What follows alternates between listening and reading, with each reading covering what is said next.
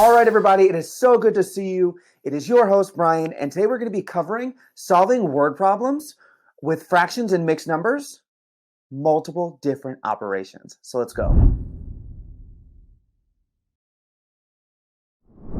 Hey everybody, welcome to multi-step word problems with fractions and mixed numbers on the TEAS 6th math course with me, Brian. All right, let's jump right into something that has everyone's two favorites, that is fractions and word problems.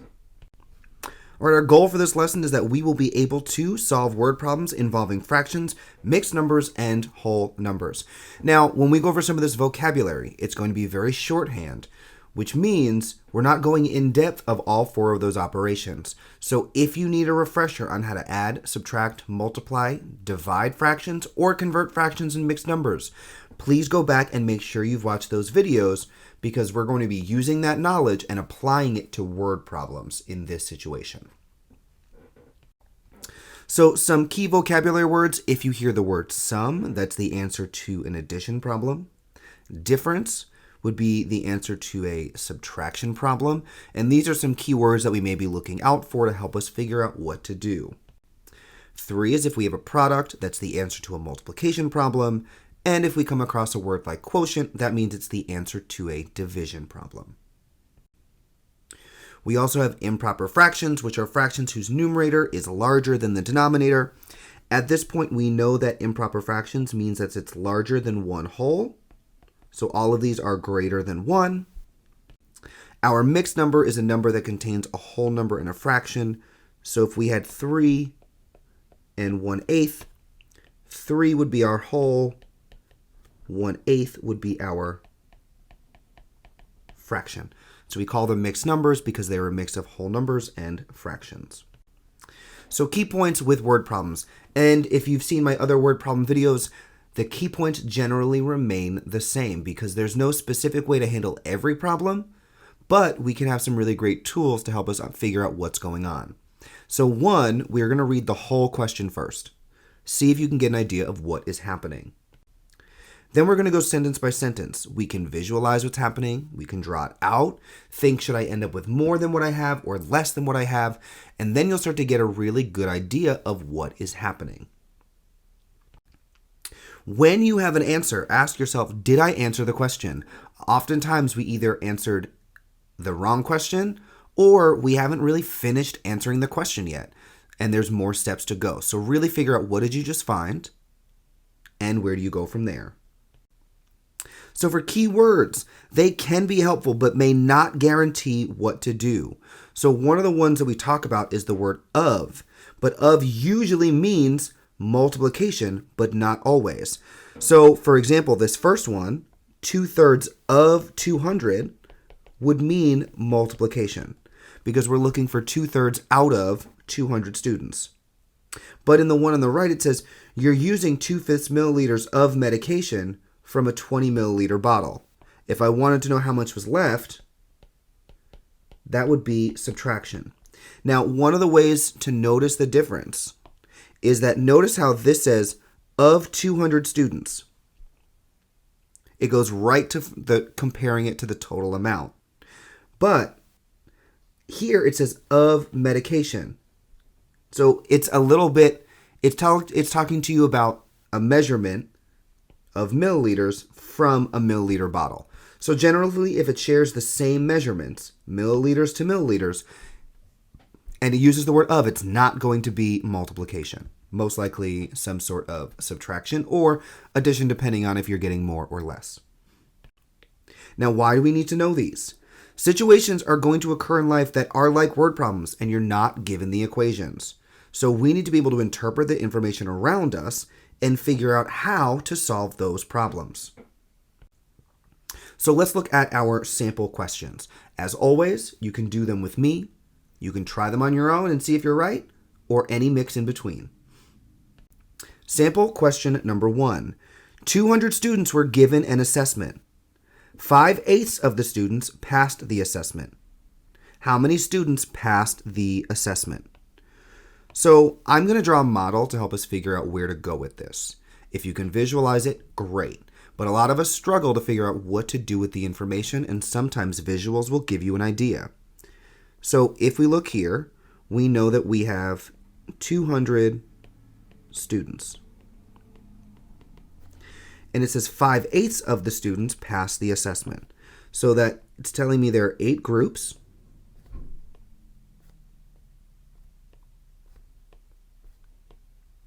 And that 5/8 of them passed. And I'm just going to write that. That's passed. Just in case. How many students passed the assessment? So what I see here is that 200 is being split into 8 equal groups, and I want to know 5 of those. I also see that it says 5/8 of the students here. So that's a good indicator that this is going to be multiplication. So if I had my 200 students times 5/8, I put this over 1, I can see if I can cross multiply, or cross simplify, excuse me. 1 and 5, I cannot. Now, 8 and 200, we could, but say you weren't sure. Let's leave it. So let's actually multiply. We have 200 times 5 is equal to 1,000. 1 times 8 is 8. So if I actually did 1,000 divided by 8, and I'm just going to show us this time in case we do not have a calculator. So that is 0, that's 1. So that's 8 minus 2 is 20. 20 minus 20 divided by 8 is 2. 2 times 8 is 16. Subtract, we get 4. Bring down the 0. 40 divided by 8 is 5. 5 times 8 is 40. Subtract, there is nothing left over. So our answer is that pass is 125 students passed. Did our answer make sense? Yes. 5/8 is more than half. Half of 200 is 100. It said 5/8 of the student passed. The question asked for passed.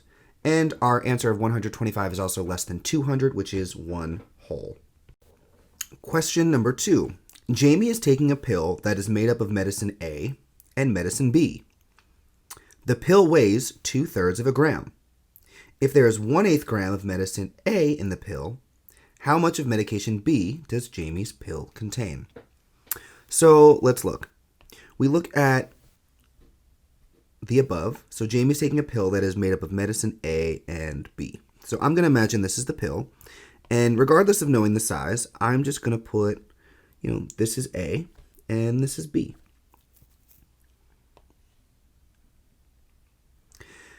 The pill weighs 2/3 of a gram. So that's the whole pill. So that's 2/3, and I'm going to put a G there for gram. And that's the whole thing. Cool. Now notice we're just going sentence by sentence to put down information that we know. If there is 1/8 gram of medicine A, so I know there's 1/8 of a gram of medicine A in the pill, how much of medication B? So we're looking for X right here. So I know that my total is 2/3, and if I subtracted 1/8, I'd be able to find the missing amount. Now I cannot subtract these the way that they are. So remember, for adding or subtracting, I must find the LCM of 3 and 8. So I have 3, 6, 9, 12, 15, 8, 16, 24. If I continued with the 3, that would be 18, 21, 24. And now I noticed, there it is. My LCM is 24. Apologies for how tiny that was, but we had a lot more numbers that we needed to use to find our LCM. So remember, now we have 2/3 and 1/8 will both be out of 24. So we have 3 times 8 is 24. So we'll do 2 times 8 is 16. 8 times 3 is 24. So 1 times 3 is 3. Listen to me trying to say 24. Whew. So now my problem becomes 16 24ths minus 3 24ths is equal to 16 minus 3 is 13. And our denominators stay the same. So 13 24ths grams is our final answer. Sample question number 3. A bottle of cold medicine contains 16 1/2 ounces of syrup. If each dose requires 1 3/4 ounces, how many doses does the bottle have? All right, let's go through it. A bottle of cold medicine contains 16 1/2 ounces of syrup. So I know the entire bottle is 16 1/2 ounces. Each dose requires 1 3/4 ounces. So I know the first dose is going to be 1 3/4. The second dose is 1 3/4. And the last one's also going to be 1 3/4. So I'm looking for how many groups do I have. I also know I'm making equal groups. And when that happens, it must be that I'm dealing with division. So I have 16 1/2 divided by 1 3/4. So the first thing we do is turn these into improper fractions. 2 times 16 is 32, plus 1 is 33. So we have 33 halves divided by 4 times 1 is 4, plus 3 is 7. So we get 7 fourths. I then remember my K, C, F. So 33 over 2 stays the same. We change division to multiplication, and our fraction flips to become 4/7. I'm going to cross simplify the 2 and the 4. 4 divided by 2 is 2. 2 divided by 2 is 1. So then I'll multiply. 33 times 2 gives me 66. 1 times 7 is 7. So if I divided this, 66 divided by 7, that's 0, 9. 9 times 7 is 63. And we would have 3 left over. Now, how many doses does the bottle have? Check your answer choices. If it has 9 3/7, like this says, then I would choose it. But it may really be talking about full doses. And for full doses, there are only 9. Again, pay attention to your quiz, to the way that the questions are asked, to the answer choices that you have, and most likely if it's a fill-in, it will have a little bit more specification of full doses would be 9, but since it didn't say full doses, we can also go with 9 3/7. Sample question number 4. Mr. Thomas is baking a cake for his wife's birthday. He poured in 1 1/2 cups of sugar, 2 1/3 cups of flour, and a 3/4 cup of milk into a bowl. How many cups of ingredients are in the bowl? All right, so if I look at this, I know he's baking a cake, and I'm imagining these ingredients. So if I think about this is the bowl right here, what I'm noticing is that it's 1 1/2 cups of sugar in the bowl, 2 1/3 cups of flour. So this is sugar, this is flour, and 3/4 cup of milk. You can see that mine are a little crazy, right, where the sizing may not match. It doesn't have to, because essentially at the end of the day, as long as your diagram helps you, that's all that matters. And we're looking for how many cups of ingredients are in the whole bowl. So this means that we're putting those 3 ingredients together. So I'm adding 1 1/2 plus 2 1/3 plus 3/4. Now for this one, what I'm going to do first is I'm going to add 1 plus 2. So for step 1, I'm going to do 1 plus 2 is equal to 3. And I'm going to hold that off. So I'm just going to call that A, and I'm going to save that to the end. So that now I'm adding 1/2 plus 1/3 plus 3/4. That's just going to make some of our numbers easier. So now we look for the LCM. And that's of 2, 3, and 4. So I'm going to look for a number that 4 and... So if we count by 2s, 2, 4, 6, 8, 10, 3, 6, 9, 12, 15, 4, 8, 12, 16, 20. Now, I didn't see a common one between all three of these, so let's continue with the 2's. 12. Oh, and that should have sent off alarm bells. I see 12 here, 12 here, 12 here.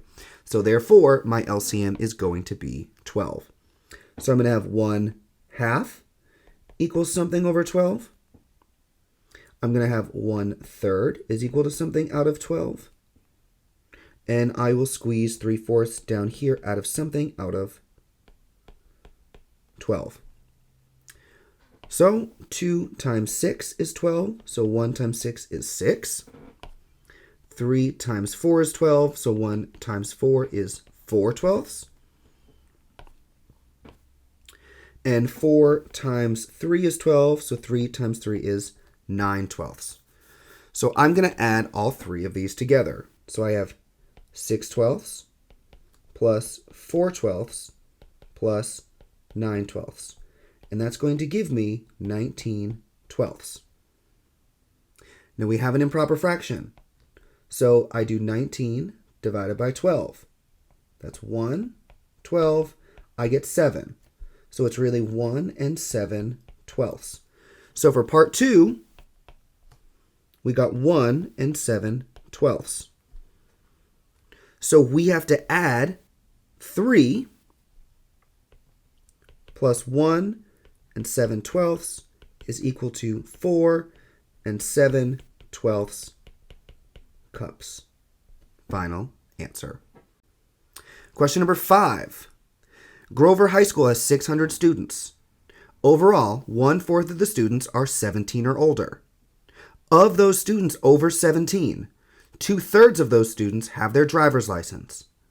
How many students are over 17 but do not have their driver's license? Lot of information here. So again, step by step. So let's take this right here. We know this high school has 600 students. Overall, 1/4 of the students are 17 or older. So I'm going to drop this into 4 spots. And I'm going to say that right here, 17 plus. So I mean 17 or older. Now it hasn't told us, but what do you think we're supposed to find right now? We're probably supposed to find how many students are 17 plus. How did I know? Because the next sentence says of those students over 17. But I don't know how many students are over 17. Now if I also go back and look, if I got rid of this real quick, it says of the students. So that means that I'm going to be multiplying 600 times 1/4. You could also, that's not right, that's over 1. You could also see that 600 was split into 4 groups. So we're really doing the same thing as dividing by 4, which is like multiplying by 1/4. So I can multiply across. 600 times 1 is 600. 4 times 1 is 4. And if I did 600 divided by 4, I get 150. So right now, how many students are 17 plus? 150. But it says of those students over 17, 2/3 have their driver's license. So I'm going to erase this real quick because I'm going to just put this inside instead. This is 17 plus. Now I'm going to take a box. Let's make one. And I'm going to put it just right up here. And that's going to be the same size of the 17-year-olds. Now it said 2/3. So I'm going to split this into 2/3. Or I'm going to split this into thirds. 2/3 of the students have their driver's license. And I'm going to put this as have. Sorry that is, let me write that going down because that might be better. There we go. Which means 1/3 don't. So we're looking for 1/3 of 150, which tells us 150 over 1 times 1/3. If you fell into the trap, 2/3 have their driver's license. But what we're looking for is those that do not have their driver's license. So now this is multiplication. 150 times 1 is 150. 1 times 3 is 3. If we did 150 divided by 3, we get 50 students. So there are 50 students that meet both of these. They're over 17 and do not have their driver's license. Here is our final sample question. Dr. Stein prescribed 75 milligrams of medication. Because it was too strong, he reduced the prescription by 2/5 of the original dose. The medication was still too strong, so he reduced the prescription by 1/6 of the new dosage. How many milligrams did Dr. Stein finally prescribe? Lot happening. So again, let's draw it out. We know that the original dose was 75 milligrams. Because it was too strong, he reduced the prescription by 2/5. So that's like putting this into fifths and taking away 2 of them. So this is the new dose. So it says 2/5 of the original dose. It didn't say 2/5 milligrams. So because it's of the dose, it's going to be multiplication. So we have 75 milligrams times 2/5 or 3/5. Well, if we look, the new dose is 3/5 of the original because the 2/5 were actually taken away. So we're going to multiply it by 3/5. Now, if it helps, you can cross simplify from here, or you can multiply across, but you would then be expected to divide. So we have 75 times 3, which is 225 over 5. If we divide 225 divided by 5, we get 45. So we know that the new dose right here is actually 45 milligrams. And that's going to be called the new. So we did this part. Now it said the medication was still too strong. So he reduced the prescription by 1/6 of the new dosage. How many milligrams did Dr. Stein finally prescribe? So what we think about is if we had a new bar, and I'm going to erase this, and we can rewrite that this is 45 underneath. So I want you to understand that this is going to be the same size. Good. And we know that this whole thing was 45. It says 1/6. And 1/6 was taken away. Which means that the new dose is what? The new dose, or that new dose, is 5/6 of the first new one. So we know that what we're trying to find is 45 times 5/6, because it says 1/6 of the new dosage. It didn't say 1/6 milligrams, it said of the new. So I have 45 over 1 times 5/6. 45 times 5 is going to give me 225 over 6. We divide that by 6, and we get 37.5 milligrams. Again, a lot of work, but you got it.